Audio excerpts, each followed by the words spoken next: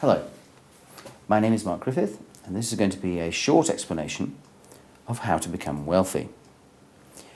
As you can imagine, there are several problems with this. First, you have to decide what you mean by wealthy. And this may sound like I'm playing word games, but this can mean different things for different people. For example, would you like to live comfortably and do no work?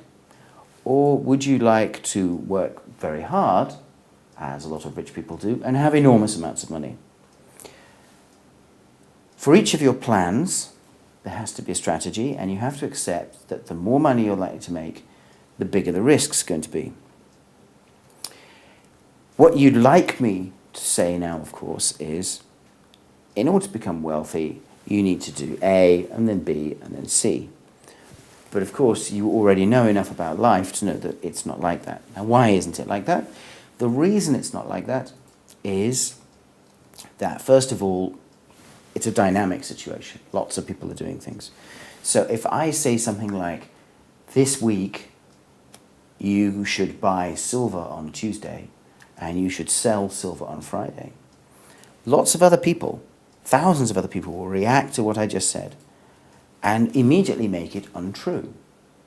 Lots of people will buy silver on a Monday, for example, and they might sell it again on the Wednesday, long before the Friday. So what everybody believes and what everybody does affects everybody else.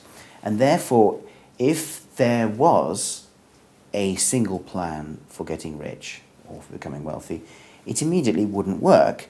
Not just because other people would do it, but because some other people would do the opposite. Some people would do the same thing. Some people would do it earlier. Some people would do it later. And the game changes as it goes along. Each of the players changes the rules. So unfortunately, you have to do the hard thing. You have to work out what you want. Whether you want lots of leisure, you want lots of money, lots of both. You have to work out how much risk you're willing to assume. And then you have to do something usually a little bit original. And that can be writing a pop song that nobody's written before. It can be coming up with an invention nobody's come up with before. Or it can mean just doing something in finance no one has come up with before. Michael Milken, for example, before he ran into trouble in the 1980s and got put in prison, became wealthy originally with a clever and honest idea in the 70s when he studied what are now called junk bonds. He studied bonds traded by small companies which had very, very low credit ratings. So that meant that the bonds were very, very cheap because nobody wanted to hold them.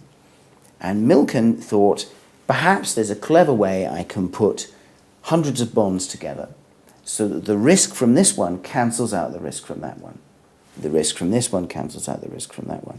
And so he did something fairly original. He did lots of hard work, did lots of research, and it ended up being able to make a lot of money by buying something that everybody else thought should be cheap.